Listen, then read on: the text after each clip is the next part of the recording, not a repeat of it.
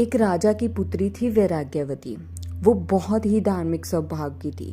राजा ने उसके लिए एक अलग से कुटिया बना रखी थी। वो वहीं पर रहती और पूरा दिन भगवान को याद करती रहती। एक दिन रात्रि का पहर था। वो गीत गा रही थी, मोह लागी गुरु चरणन की आस। एक चोर महल में काम कर रहा था। उसने देखा कि यहाँ तो गुरु की बहुत डिमांड है। वो वहाँ से चला गया और नकली गुरु बन के महल में वापस आया और जाके वैराग्यवती का गेट खटखटाया।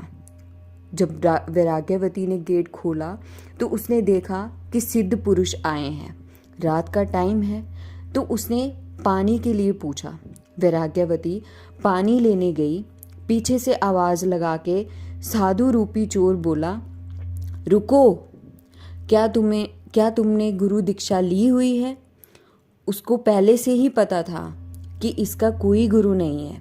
वैराग्यवती बोली, नहीं गुरुजी। तो साधु बोला, हम तुम्हारे हाथ से पानी नहीं पी सकते। तो वैराग्यवती बोली, आप ही गुरु दीक्षा दे दो मुझे। तो साधु बोला, गुरु दीक्षा हम ऐसे नहीं दे सकते महलों में, इसके लिए जंगल में जाना होगा। वैराग्यवती थी भी ऐसी, ईश्वर के प्यार में डूबी हुई। वो तैयार हो गई जाने के लिए। साधु रूपी चोर बोला, जितना भी हीरे जवाहरात है सब एक पोटली में बांध लो। उसने सब बांध लिया और उसके साथ जंगल में चली गई।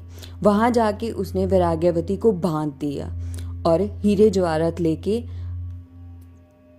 वहां से चला गया और बोला कि ये गुरु का बंधन है, मैं जा रहा हूँ गुरु दीक्षा का सामान लेने, मुझे टाइम लगेगा, हो सकता है 3 से 7 दिन का टाइम लगे, लेकिन जब तक मैं वापस ना आऊँ इसको खोलना मत। उसने सच समझ लिया। एक दिन गुजरा, महल में सब लोग चिंतित हो गए। वैराग्यवती को ढूंढने सब लोग निकल गए। खोजते खोजते जंगल में आ गए। राजा ने बंधन को खोलने की इच्छा जाहिर की तो वैराग्यवती बोली कि गुरु ही आके खोलेंगे। राजा बोला कि ऐसा गुरु कोई नहीं होता, तुम्हें जंगल में बांध के वो चला गया, हीरे जवाहरात लेके भाग गया है वो। लेकिन उसने एक ना सुनी। राजा वापस चले गए। अब 3 दिन हो गए।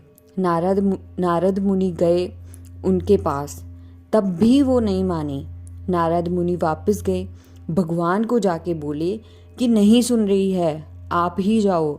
अगले दिन भगवान खुद प्रकट हो गए। भगवान ने बंधन खोलने की इच्छा जाहिर की तो वैराग्यवती ने उनको भी मना कर दिया।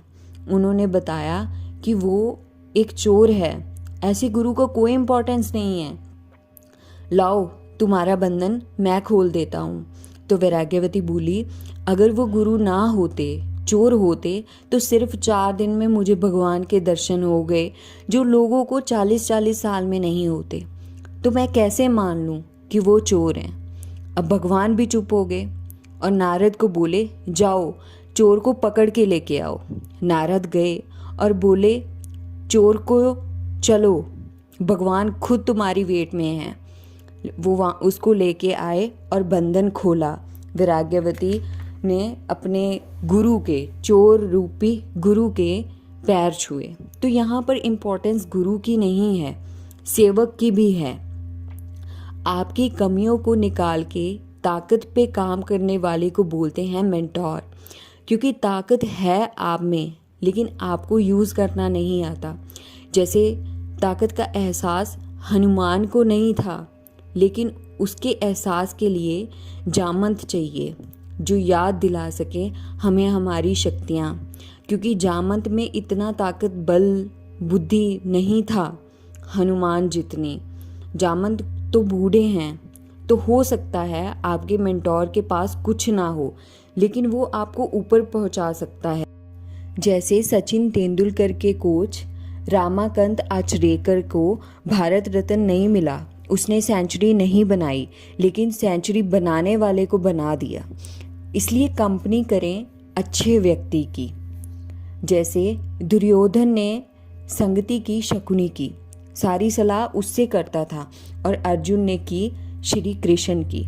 और जब मौका मिला दुर्योधन को श्री कृष्ण से कृष्ण को मांगने का, तो दुर्योधन ने कृष्ण से नहीं मांगा, उनकी सेना को मांगा। तब युद्ध के वक्त अर्जुन के पास सिर्फ श्री कृष्ण थे और दुर्योधन के पास चतुरांगनी सेना, और इतिहास बताता है सेना समेत मारा गया दुर्योधन। वैसे ही हनुमान को राम मिले। राम समुद्र में नहीं जा सकते, पर्वत नहीं उठा सकते थे, लेकिन संगति ऐसी थी कि सब कुछ मुमकिन हो गया।